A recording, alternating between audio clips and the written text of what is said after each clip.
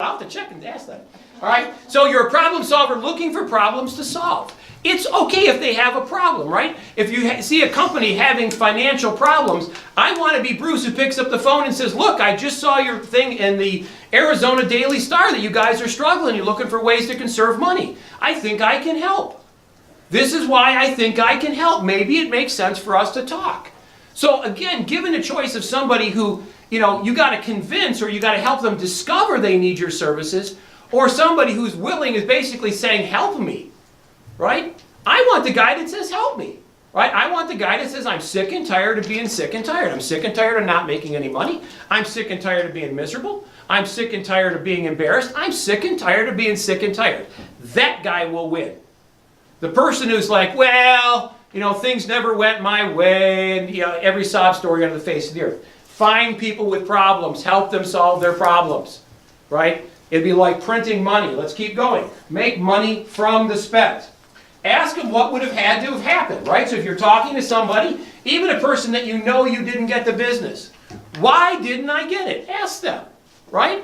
Most people are more than willing to tell you, right? What would have had to happen for me to get your business? Mr. Jones, I know that you went with XYZ company, and I'm wondering if I could just ask you one or two quick questions, kind of help me in the future, right? Can you share with me what the one real reason was why you went with XYZ company? Now, if you have a good relationship with people, and here's what you tell them up front. Mr. Jones, if I don't get this business, would you be okay if I called you after the fact and asked you why? Right? Having done that 100 times, you know what they say? Sure. Right? I have no problem sharing with you why. What's the difference between that and number two? Well, this is that you didn't get the business. Right. This is why I didn't get the business. So this is business you think you lost. Right. This is business you lost. Right? So they went with another vendor. You don't know why. You don't know the circumstances. All you know that you lost. Now is the why you lost it. So it's the same people in number two, you're just asking. Absolutely, sure. These people are going to be the same. The person that you lost the business. Say, for example, you were selling them something, you were trying to sell them, you gave them a quote, and they said, Sean, yours was nice, it was very interesting. We decided we're going to go with XYZ company. Right then and there, or closely thereafter, you can say, you know what, Sean, I respect your decision. May I ask you if there was one or two contributing factors that made you decide to go with XYZ company? And that's it. Now, you can also ask them in the beginning, even before they've made a decision. Sean, if it gets to the point where you decide to go with another vendor, since I have this very kind of a self-critical, self-development kind of program that I have, would you be okay if I reached out to you and just asked you for a few moments of your time to share with me what determining factors that really kind of played heavily in your decision? Would you be okay with that? Now, if somebody asked you that, would you say okay? Sure, I'm not trying to fight you to come with me. You've already made your decision. I respect that. That's gone, right? I just want to know why. Because in a lot of cases, what I have found when I have had clients that do this, that they make decisions because of inadequate or unfulfilled information. They think, well, other company can do this. Well, we can do the same thing. We just did a very poor job of telling them that.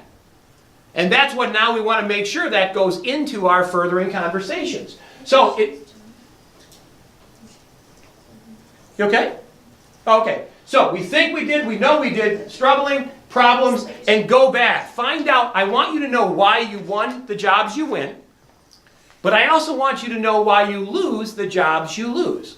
Because if you know the jobs that you lose, what are you going to make sure that you do next time? You're going to cover the things that were the determining factors. And we talk about everybody should have between 8 and 10 boilerplate questions. Things that you're going to ask them before you really determine if you have a legitimate client. These market intelligence, the stuff that you get from the field, that's the kind of stuff that's going to help you make the necessary changes. Yes, Michelle? I just thought that was a great point. Why did you win the jobs you win? Absolutely. Everybody focuses on, well, why didn't I get that? Well, why did I get it? Well, you have to know. Replicate that. Right, and if it's because you're the cheapest, don't be. But I've already heard 3 times this year, the reason why they even called me, much less closed business, was because I look fine. I'll take that. I'll take, absolutely. Sure.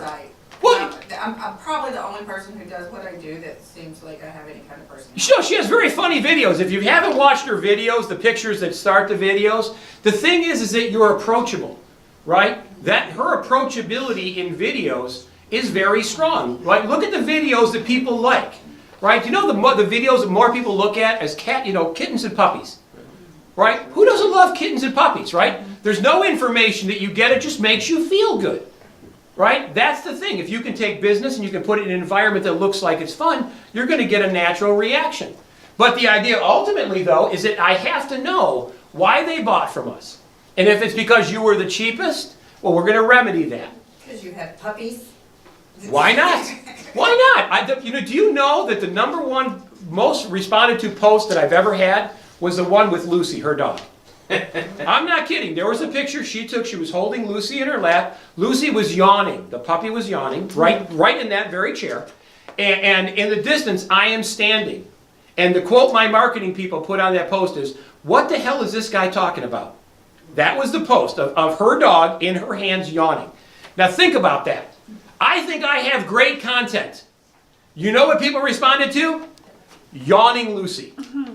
All right, so what does that tell you? Right? It's okay to humanize that. So we have all things, making money from the spent. These are all areas that there's huge opportunities, but we in our mind, for whatever reason, just move past. Let's keep going, okay?